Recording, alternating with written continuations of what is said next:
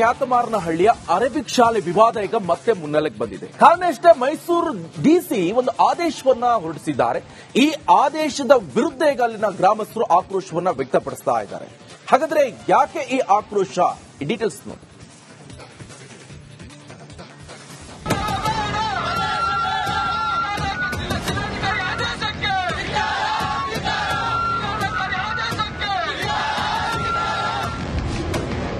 ವಿವಾದಿತ ಸ್ಥಳದಲ್ಲೇ ಅರೇಬಿಕ್ ಶಾಲೆಗೆ ಗ್ರೀನ್ ಸಿಗ್ನಲ್. ಡಿಸಿ ವಿರುದ್ಧ ವಕೀಲ ಹಮಾಭಾಸ್ಕರ್ ಕಿಡಿ. ಕ್ಯಾತಮಾರನಹಳ್ಳಿ ವಿವಾದಿತ ಸ್ಥಳದಲ್ಲಿ ಅರೇಬಿಕ್ ಶಾಲೆಯನ್ನ ತೆರೆಯಲು ಮೈಸೂರು ಡಿಸಿ ಅನುಮತಿ ನೀಡಿದ್ದಕ್ಕೆ ವಕೀಲ ಹಮಾಭಾಸ್ಕರ್ ಕಿಡಿಕಾರಿದ್ದಾರೆ.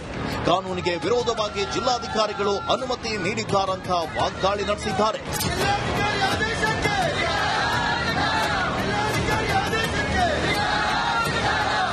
ರಿಪಬ್ಲಿಕ್ ಕನ್ನಡಕ್ಕೆ ಎಕ್ಸ್ಕ್ಲೂಸಿವ್ ಹೇಳಿಕೆ ಕೊಟ್ಟಂತ ವಕೀಲ ಹಮಾಭಾಸ್ಕರ್ ಕಾನೂನು ಸಮರದ ಎಚ್ಚರಿಕೆ ನೀಡಿದ್ದಾರೆ. ಹಾಗಿದ್ರೆ ವಕೀಲರು ಹೇಳಿದ್ದೇನೋ, ಮುಂದಿನ ಹೋರಾಟ ಹೇಗಿರಲಿದೆ ಅಂತ ನೀವೇ ನೋಡಿ. ಜಿಲ್ಲಾಧಿಕಾರಿಗಳು ಆದೇಶ ವಾಪಸ್ ಪಡಿಬೇಕು. ಜಿಲ್ಲಾಧಿಕಾರಿಗಳು ಏನು ಕಾನೂನು ಬಾಹಿರವಾಗಿ ಆದೇಶ ಮಾಡಿದ್ದಾರೆ, ಸದರಿ ಆದೇಶವನ್ನು ವಿತ್ಡ್ರಾ ಮಾಡಬೇಕು.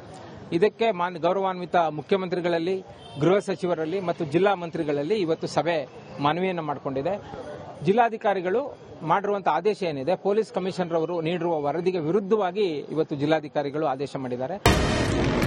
ಡಿಸಿ ವಿರುದ್ಧ ರಿಟ್ ಅಪೀಲ್.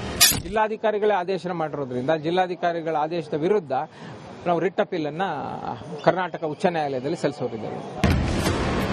ಜಿಲ್ಲಾಧಿಕಾರಿಗಳಿಂದಲೇ ಶಾಂತಿಗೆ ಧಕ್ಕೆ. ಪೊಲೀಸ್ ಕಮಿಷನರ್ ಅವರು ನೀಡುವ ವರದಿಗೆ ವಿರುದ್ಧವಾಗಿ ಜಿಲ್ಲಾಧಿಕಾರಿಗಳು ಆದೇಶ ಮಾಡಿರೋದ್ರಿಂದ ಜಿಲ್ಲಾಧಿಕಾರಿಗಳೇ ಕೋಮು ಸೌಹಾರ್ದತೆಯನ್ನು ಧಕ್ಕೆ ಹುಟ್ಟುವಂತೆ ಮಾಡುವಂತ ಕೆಲಸವನ್ನ ಮಾಡಿದ್ದಾರೆ ಅಂತ ಅನ್ನಿಸ್ತಾ ಇದೆ ಮೇಲ್ನೋಟಕ್ಕೆ.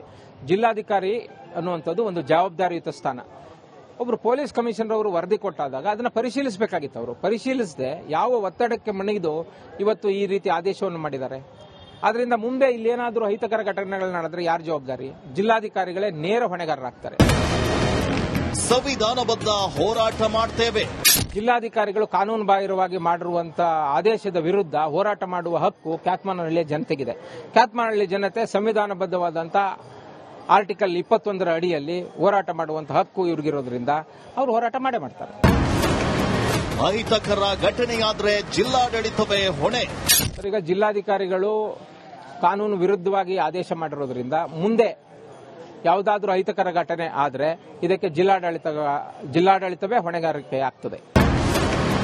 ನ್ಯಾಯಾಲಯದಲ್ಲಿ ನ್ಯಾಯ ಸಿಕ್ಕೇ ಸಿಗುತ್ತೆ. ನ್ಯಾಯಾಲಯದಲ್ಲಿ ಕ್ಯಾತಮಾರನಹಳ್ಳಿ ಜನತೆ ಕೂಡ ನಂಬಿಕೆಯನ್ನಿಟ್ಟಿದ್ದಾರೆ. ಕಾನೂನಾತ್ಮಕವಾಗಿ ನ್ಯಾಯಾಲಯಕ್ಕೆ ನಾವು ಅಪೀಲ್ ಅನ್ನ ಮಾಡ್ಕೊಳ್ತೇವೆ, ನ್ಯಾಯ ಸಿಗ್ತದೆ ಅಂತ ಭರವಸೆ ಇದೆ. ಒಟ್ಟಲ್ಲಿ ಯಾವುದೇ ಕಾರಣಕ್ಕೂ ಅರೇಬಿಕ್ ಶಾಲೆ ತೆರೆಯಲು ಬಿಡಲ್ಲ ಅಂತ ವಕೀಲರು ಹೇಳಿದ್ದು ಕಾನೂನು ಸಮರಕ್ಕೆ ಮುಂದಾಗಿದ್ದಾರೆ. ವಿನೋದ್ ಪಡವರಹಳ್ಳಿ, ರಿಪಬ್ಲಿಕ್ ಕನ್ನಡ, ಮೈಸೂರು. ಕ್ಯಾತಮಾರನಹಳ್ಳಿಯ ಅರೇಬಿಕ್ ಶಾಲೆ ವಿವಾದ ಈಗ ಮತ್ತೆ ಮುನ್ನೆಲೆಗೆ ಬಂದಿದೆ. ಕಾರಣ ಇಷ್ಟೇ, ಮೈಸೂರು ಡಿಸಿ ಒಂದು ಆದೇಶವನ್ನ ಹೊರಡಿಸಿದ್ದಾರೆ. ಈ ಆದೇಶದ ವಿರುದ್ಧ ಈಗ ಅಲ್ಲಿನ ಗ್ರಾಮಸ್ಥರು ಆಕ್ರೋಶವನ್ನ ವ್ಯಕ್ತಪಡಿಸ್ತಾ ಇದ್ದಾರೆ. ಹಾಗಾದ್ರೆ ಯಾಕೆ ಈ ಆಕ್ರೋಶ? ಈ ಡೀಟೇಲ್ಸ್ ನೋಡಿ.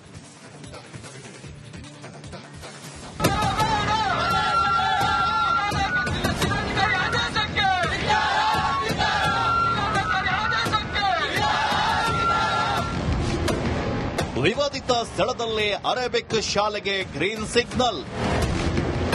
ಡಿಸಿ ವಿರುದ್ಧ ವಕೀಲ ಹಮಾಭಾಸ್ಕರ್ ಕಿಡಿ.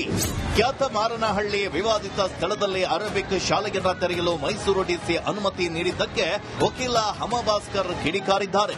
ಕಾನೂನಿಗೆ ವಿರೋಧವಾಗಿ ಜಿಲ್ಲಾಧಿಕಾರಿಗಳು ಅನುಮತಿ ನೀಡಿದ್ದಾರಂತ ವಾಗ್ದಾಳಿ ನಡೆಸಿದ್ದಾರೆ.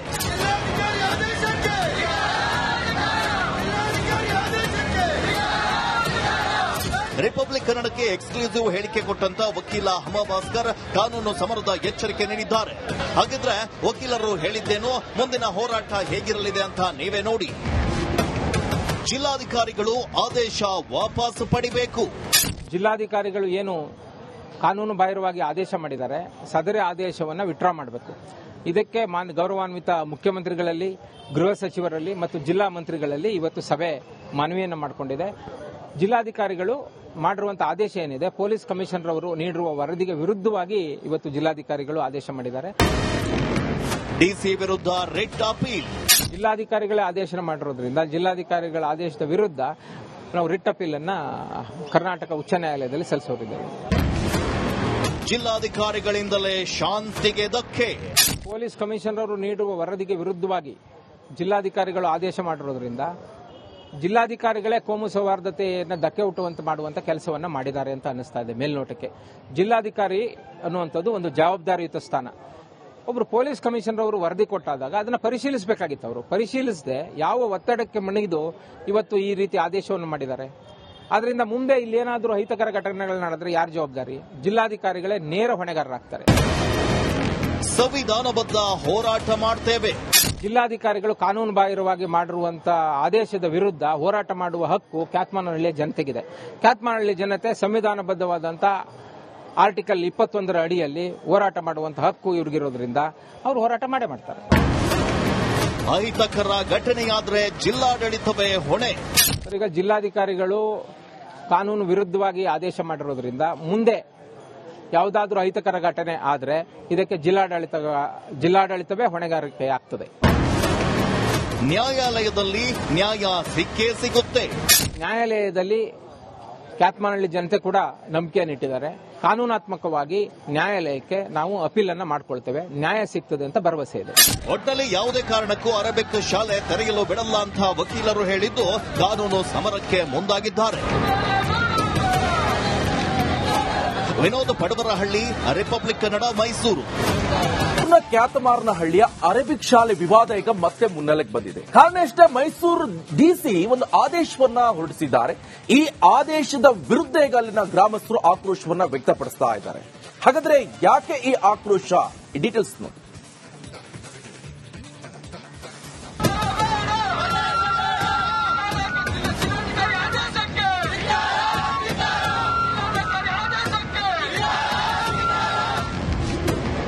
ವಿವಾದಿತ ಸ್ಥಳದಲ್ಲೇ ಅರೇಬಿಕ್ ಶಾಲೆಗೆ ಗ್ರೀನ್ ಸಿಗ್ನಲ್. ಡಿಸಿ ವಿರುದ್ಧ ವಕೀಲ ಹಮಾಭಾಸ್ಕರ್ ಕಿಡಿ. ಕ್ಯಾತಮಾರನಹಳ್ಳಿ ವಿವಾದಿತ ಸ್ಥಳದಲ್ಲಿ ಅರೇಬಿಕ್ ಶಾಲೆಯನ್ನು ತೆರೆಯಲು ಮೈಸೂರು ಡಿಸಿ ಅನುಮತಿ ನೀಡಿದ್ದಕ್ಕೆ ವಕೀಲ ಹಮಾಭಾಸ್ಕರ್ ಕಿಡಿಕಾರಿದ್ದಾರೆ. ಕಾನೂನಿಗೆ ವಿರೋಧವಾಗಿ ಜಿಲ್ಲಾಧಿಕಾರಿಗಳು ಅನುಮತಿ ನೀಡಿದ್ದಾರಂತ ವಾಗ್ದಾಳಿ ನಡೆಸಿದ್ದಾರೆ.